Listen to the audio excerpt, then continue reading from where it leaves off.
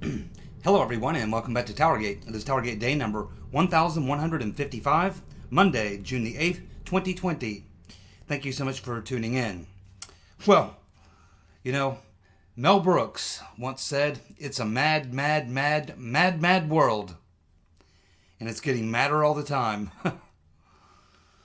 So, we are witnessing, over the past couple days, I saw a couple videos. I saw one yesterday.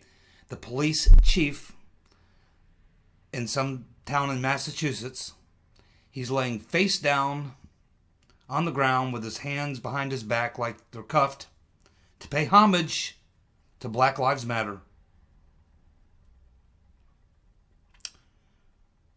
We have other cops, protesters, and I believe this was in North Carolina.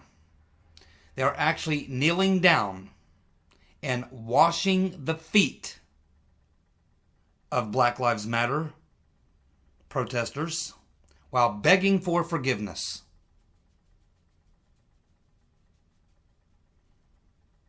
Down on their hands and knees, washing the feet of BLM protesters, begging for forgiveness.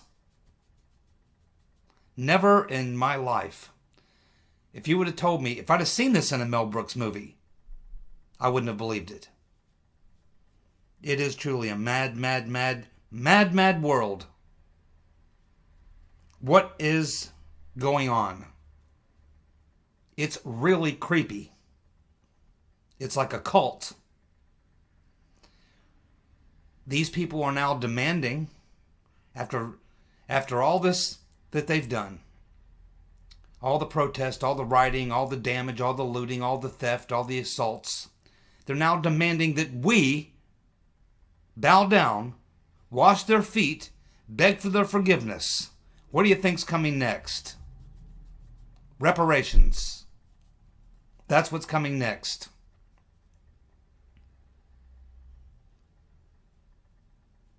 And it wasn't just the cops. I'm watching one video, and I think it was in D.C. You actually had the National Guard kneeling down, taking a knee, and throwing up the Black Power sign.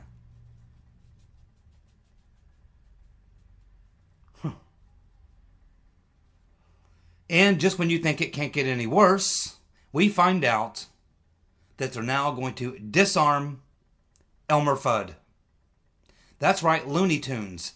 After decades and decades and decades and decades of Looney Tunes, one of my favorite characters, Elmer Fudd, they're taking his gun away. No more gun for Elmer Fudd. Well, if Elmer Fudd doesn't have his gun, you really don't have an Elmer Fudd. Do you? That's how crazy things are right now. Now, fortunately, it doesn't appear that it's infected this part of the country. But you're seeing some of these things happen in some places that are, considered red or purple states. North Carolina?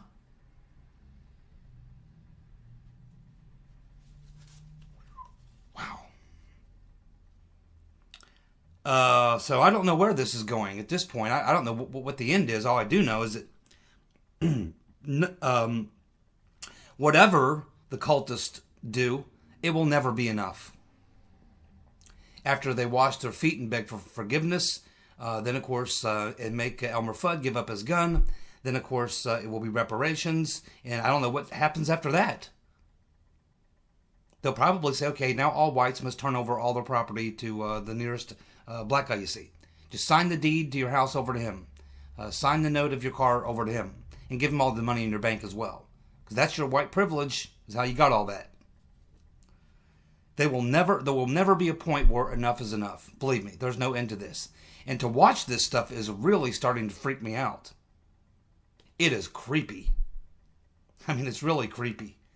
And, this is the last refuge, folks. This is it, man. United States, where are you going to go? And I don't see any end to this. I don't even see anybody talking about their putting an end to this. But when you see entire police forces, the National Guard, dropping down on one knee and begging for forgiveness, I mean, oh, because of one rogue cop and a thug. A rogue cop and a thug is how we got here.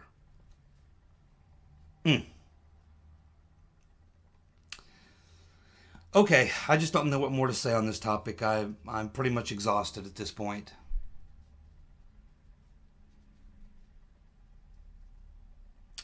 I guess the only thing I can hope for is that there is a silent majority out there that is watching this and is as freaked out by it as I am. And they just don't want to say anything. Just like in 2016 when they didn't want to say they were going to vote for Trump, when people would call them on the phone or send them a letter in the mail or send them a text or whatever. Maybe there is a silent majority out there that's just as sickened by all this as I am. And hopefully they'll show up in November. Because I don't know where this ends. There's nowhere else to go.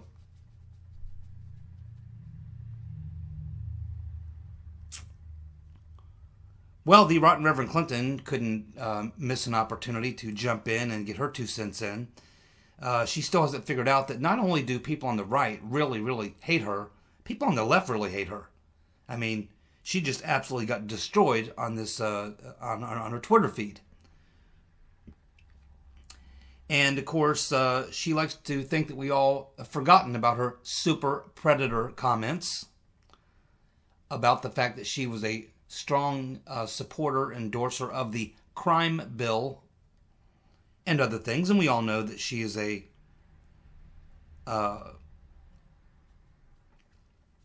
let's just say that she is not the most racially sensitive person on the planet, okay? Let's just put it that way. She's a fraud. This woman doesn't care about any lives, let alone black. The only person she cares about is herself and her power. I don't even think she cares all that much about herself. I think she just cares about power and getting as much of it as she can. And someone asked me in the comments section, do I still think that the rotten Reverend Clinton is going to be the nominee? Well, I certainly believe that she's going to make every effort to do so. I still look at Biden and I conclude the same thing I did months and months ago, which was that he simply cannot be the Democratic nominee. Now, maybe they have no choice, and they're going to have to roll him out there. But I'm telling you, it's bad for Biden. And the rotten Reverend Clinton knows this. I mean, she's watching these videos too. I mean, it's not like they don't know in the Democratic Party. They're quite aware of the fact that Biden is mentally just not there. And I honestly believe that the rotten Reverend Clinton has a plan, has a plot up her sleeve. I don't think that that this opportunity, is going to pass her by. I think there's anything that she can do to try to snatch that power, she'll do it. Now, it's possible that the leadership and the DNC, the big donors, may think that taking out Biden, replacing him with Hillary or someone else, would be even worse than just running Biden and relying on the news media to spin everything. They'll probably try to cancel the debates to make sure he doesn't have to debate. There's probably other things that they may try to do. But my original point, going back months and months ago, is that no, I don't think Biden is actually going to be able to make it. I think his mind is going. It seems to be getting worse every week.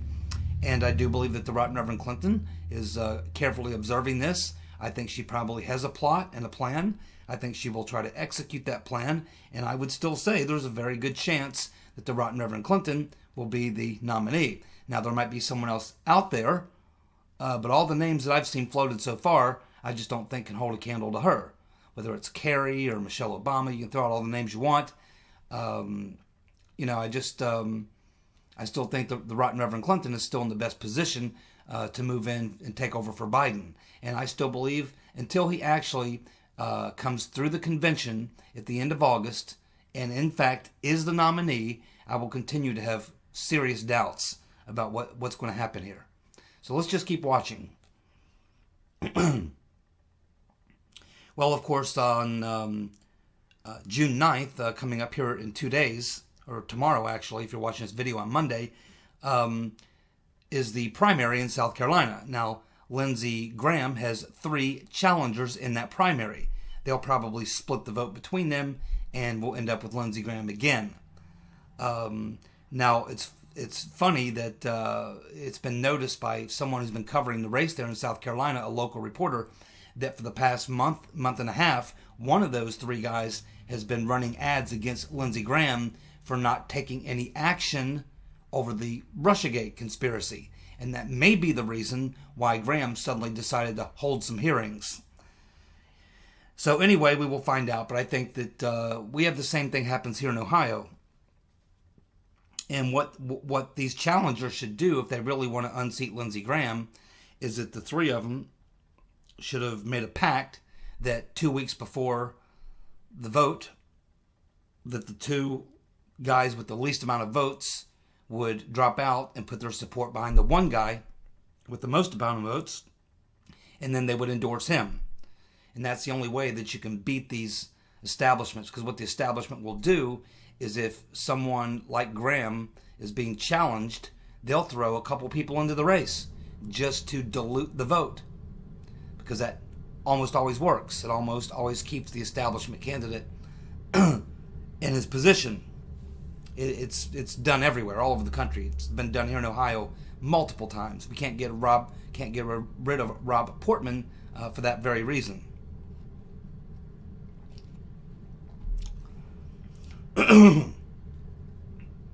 So we will see what happens on June the 9th, but I certainly expect that Lindsey Graham will probably win, because the 3 competitors are probably going to split the vote between them. But we'll see what happens. Well, it looks like quid pro quo Joe has really pissed off the police union, and it appears that the cops are now done with Biden after his recent comments.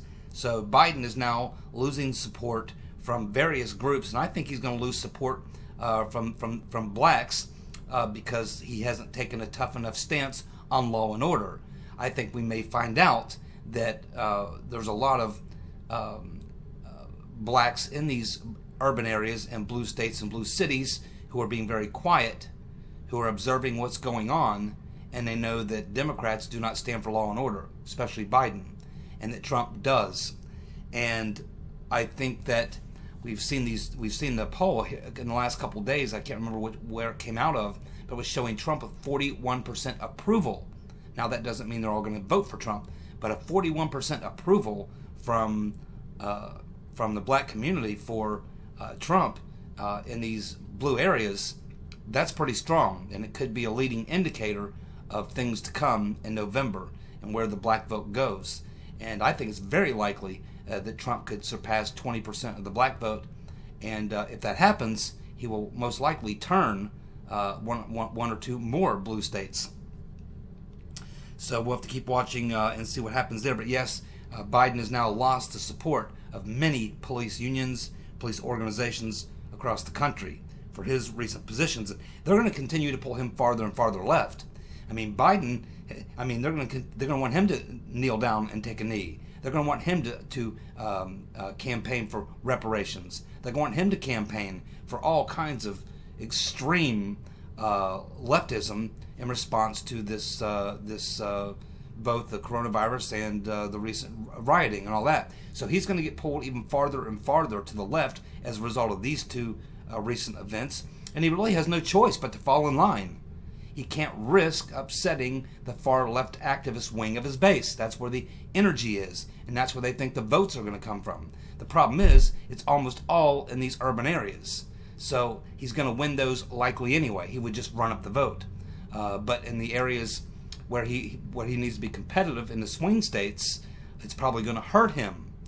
And so we'll just have to keep watching. But there's no question that these events that are happening now are going to have an effect on the electorate and on the candidates when we get into the November election.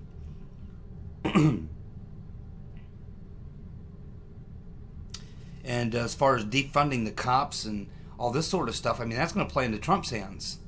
The majority of people overwhelmingly black, white, Hispanic, Asian, it doesn't matter. The overwhelming majority of people understand that you cannot eliminate the cops. I mean, you can try to reform things, or there's things you can do, but the idea that you're going to defund or completely remove police force is it's insanity. And there just aren't that many people in the country, I don't think, who are that far gone. Of course, from what I've been seeing in the last couple of days, it's making me quite nervous, I have to tell you. Of course, Attorney General Barr was on Deface the Nation, and it was extraordinary to sit there and watch Margaret Brennan. Repeatedly, Attorney General Barr corrected her, telling her, no, we did not use tear gas. We did not. But she would continue throughout the interview to say that they used tear gas, even though he must have corrected her on it 5 times, and she just continued to say it. At which point, Barr, you could see him just kind of sigh and kind of chuckle, like, So it was a pretty good interview, though, and Barr pretty much played it straight as he normally does, and he laid out the facts, and he pointed out to Margaret Brennan multiple times throughout the interview that the media is lying. He didn't soft shoe it. He didn't say not totally being candid or use any of those words. He flat out said, the press is lying about a lot of the things in their coverage. And so, I mean, he was Barr. He's what Barr always is. I mean, he just kind of says it like it is. And but despite the fact that he corrected her at least a half a dozen times on a couple of points, she would continue when she would go through her questions, would continue to reiterate these talking points that he had just debunked and told her were lies. So, there's something going on in the minds of these leftists. They're incapable they're incapable of getting control of their emotions and their thoughts and accepting certain realities. They are accepting narratives which they've now turned into their realities, and the real reality, the real truth is nowhere to be seen. They just dismiss it. They're not interested in the truth. They're not interested in facts. They have a narrative. Everything must feed the narrative, and if it doesn't, then you just twist it, spin it, turn it around, and force it to fit the narrative. The truth is no longer applicable. If it goes against the narrative, it doesn't work. So you lie. And that's the modus operandi at this point, moving forward. We had Lindsey Graham on Maria Bartiromo telling her that he made a request to interview the case agent, I think he's talking case agent number 1, and the intel analyst. He said, they're denying me the ability to do that. Well, at that point, I really wish Maria Bartiromo would have said, who is they? But she didn't. Now, I think when she thinks about this, and she'll probably realize, wow, I should have said, who is they? Who is keeping Lindsey Graham from being able to interview the case agent and the intel analyst? And why doesn't he just subpoena them? Can they stop him from a subpoena? And who would this be? Are we talking Christopher No Shit Sherlock Ray? Is Attorney General Barr behind that decision? So, obviously, the barriers are still there, and they are still blocking. They'll sit right there in these hearings and say the way that we stop all these things from happening ever again is we make sure we have good, strong oversight. But then when you try to do the oversight, they refuse to provide the materials, the documents, and the witnesses so you can do the oversight. You see? That's the game they play. Now, as I mentioned about a week or so ago, Michael Flynn's hearing is the 10th. That would be, I think, Wednesday of this week. And I think that the next major, really big bombshell, and bombshells, I should say, that are going to come out are going to be when Michael Flynn is free to speak. I think he's kept a lot of things bottled up inside of himself because he's had no choice. He's pretty much under a gag order. But once his case has been dismissed, and I believe that's going to happen, I don't know that, but just from everything I've read and observed over the past couple of weeks, and the way that this 3-judge panel got that really quick court date, put it in front of the days that he was going to have his friend come in and do his thing. I think that that tells me that this Court of Appeals wants a quick decision here, and that they're either going to tell Sullivan that he's going to go back to court and dismiss the case, or they're going to dismiss the case. I wouldn't be surprised if they just dismiss the case altogether on Wednesday and order Judge Sullivan to stand down. They might even censor him or something, or censure him. So I think we'll have to keep watching that, but I do predict that once Michael Flynn, once this case is solidly behind him, I do believe, and I think that's coming up very soon, I do believe we're going to start hearing from Michael Flynn. And I expect he'll do a lot of media, and I expect that we're going to hear some extraordinary things from Michael Flynn. And remember, this guy knows a lot about what was going on. He knows a lot about what was going on. And I think once he's free to speak, that's going to really invigorate a lot of conversation about this topic, and it's going to push and put a lot of push into Barr and Durham's investigation, and it's certainly going to reveal a lot of things that we probably don't even know right now, that only Michael Flynn would know, that's probably being covered up by the deep state. So we'll be looking forward to the day here in the not too distant future, probably within a week, 2 weeks, when Michael Flynn is going to be able to finally come out and have his say. And I expect he will have a lot to say. Dumbass of the Week. Walker on the Hill is going to go with Mark Esper. Sisler TX will go with the protesters and all who took a knee. Sane Environmentalist will go with Antifa, BLM, and the leftist politicians. Keith Fellows will go with Chris Cuomo and Antifa.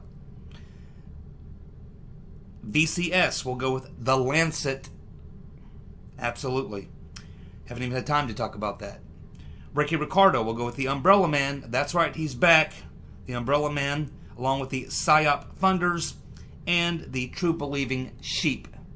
They are literally a cult. A sheep cult. Stage Door Johnny will go with Muriel Brower. That's the Bowser, I think her name is. Is it Bowser? I think it's Bowser. The mayor of D.C. Mark Esper and Lapdog Mattis. Susan Lowe will go with Rodent Steen. Rodent Steen. Joe Mack will go with All Dems and Tufa. J.C. Hasty will go with All Who Want to Defund the Police, Blue States, and Mattis and Rodent Steen. Friend and Liberty will go with Mayor Fry, Mayor Browser, and de Blasio. JV will go with the slimy senators letting the Rodenstein off the hook, along with anyone who took a knee, and of course, Muriel Browser. I think it's Bowser, isn't it? It's Bowser. I could be wrong. For the purpose of this video, it's going to be Bowser. Rose Quartz, Mayor Fry. Boy, that guy's a mess. Lori Holt, Mayor Bowser, Mark Esper, and all law enforcement who bowed down to the SJWs, along with Jacob Fry. Net is going to go with the DC Mayor, Bowser. Cards is going to go with David Kendall. Yes, we didn't really have time to talk about that much this week, but of course, Judicial Watch posted up the audio from the hearings, which was all done through teleconferencing, and I listened to maybe 15 or 20 minutes of that, and yeah, David Kendall, the rotten Reverend Clinton's lawyer, was getting his ass kicked by, I think it was a judge, a third party, and then of course she had Judicial Watch's attorney, but the arguments that Kendall were making were just completely nonsensical. So we would expect that the ruling is going to go in favor of Judicial Watch, but you never know how these things are going to go. But yes, David Kendall. Jacob Fry, Joey D is going to go with Jacob Fry for his crying at the funeral. That was despicable and didn't surprise me. That guy's a Fruit Loop. Jeanette Bateman will go with Esper, Lindsey Graham, and Bowser. Kurt Nasta is going to go with Rodent Steen, Graham, and Ted Cruz. Yep, you know, Ted Cruz had it going. I'm watching, I'm going, yes, yes, yes. Oh, no. Gets to the very end. No, I don't think that you're, part of the coup plotters. I think you're just grossly negligent. No, Ted Cruz, he wasn't just grossly negligent. He was up to his eyeballs in the plot. Birdwell is going to go with Fredo. Yep, Fredo. Peter James is going to go with Mark Esper, the mainstream media, and the liberal mayors. Yeah, and you got one up there in Washington, Peter. Oh my goodness. You got a nut up there for sure. Jay Inslee. He's a mess. Krabby 2 is going to go with Antifa and Soros. One and the same. Mara, the lovely and talented Mara, she's going to go with Governor Roy Moore. Yep, Governor Roy Moore there in North Carolina. Another huge disappointment. Of course, he's now cost North Carolina business.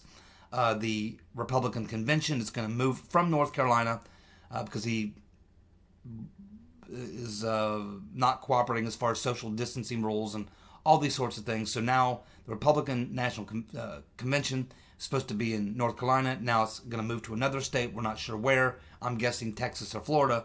But we'll keep watching to find that out. But yes, North Carolina has just lost the RNC convention. She also is going to go with the ones who bowed down and apologized for white privilege. Yep.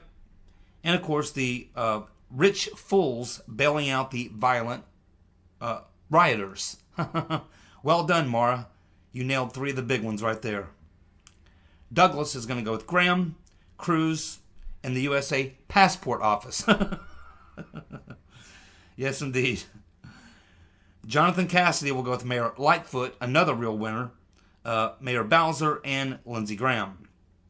Rocky Tucker is going to go with the slave owners who are suffering from white guilt, the looters in L.A. that could be looting in Hollywood. Andrea Manuela is going to go with YouTube. The mayors and governors who want to defund the cops, and the kids who were suckered by Soros and his cohorts. There's 3 very solid picks right there. Jenny Tweets will go with Mattis and Romney. What a pair. Good Old School is going to go with anyone who's not sick of this crap. Exactly. Well, you know, Good Old School, I think there's a lot of people who are sick of this crap. And probably just not safe to say so now unless you want to be, fired from your job, booted out of your community, and probably hanged. Joe Booty is going to go with Rodenstein and Graham. Joey D is going to go with Mattis, Mark Esper, and Bowser. Judy Moore is going to go with Kumo. I don't know if she means Chris or if she means the Andrew, but both of them. If its last name is Kumo, and you can throw Mario the Pious in there as well. If its last name is Kumo, it's a dumbass. Robin McWilliams will go with the generals who are against Trump. Yes, and now we can add another one this morning. Colin Powell came out. Who cares? Whack job generals. AJ is going to go with the brainwashed protesters. Yep. Literally zombies. They're like a cult. It is like a cult. When you watch it and you see it, it literally reminds me of like watching a cult that I'm not going to be a part of.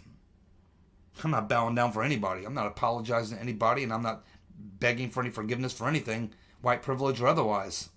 You kiss my ass. Christine Watkins will go with Mike Mullen. Youngblood is going to go with the rioting sheeple. Oregon Outback will go with too many to name just one. Yeah, that's pretty rare. So Oregon could not even come to a conclusion because they're just, and he's absolutely right here. This week, there was just so many possible choices for Dumbass of the Week that I think it was one person got more than 10 votes, but everyone else was like in 5, 6, 7, 8 votes because there's so many candidates this week for Dumbass of the Week.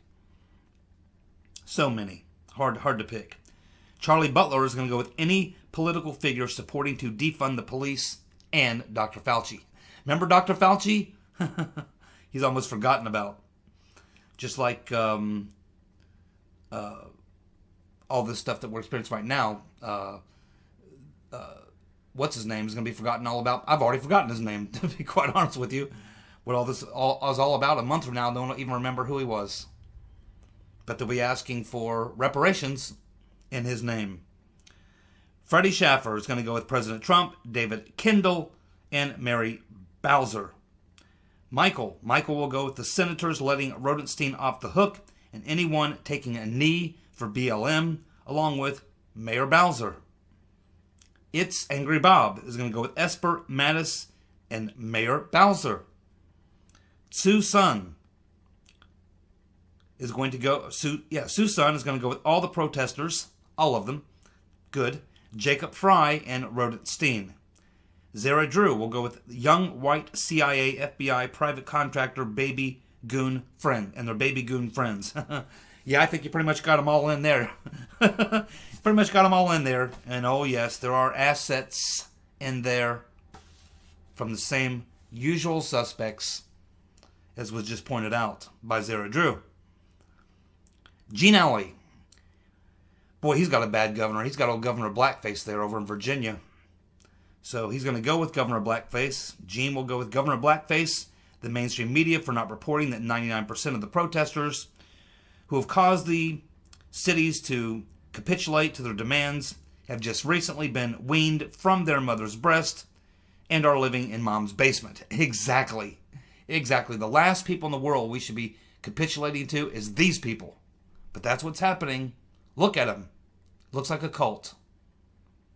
Rock Steele is going to go with person to persons hiding the 600,000 emails on Weiner's laptop. Yeah, I'm really curious why Tom Fitton is not telling the court that they need to get a hold of Weiner's laptop. I mean, I think that's where you'll find a hell of a lot of emails that did not get deleted off that laptop. Jamie Anzavino will go with Rodenstein, Graham, and D.C. Governor Bowser. Jana Williams will go with those who take a knee, wear a mask, or who social distance. Yep, it's a hoax. Stop it. Stop it. Mona Lisa is going to go with Mayor Bowser.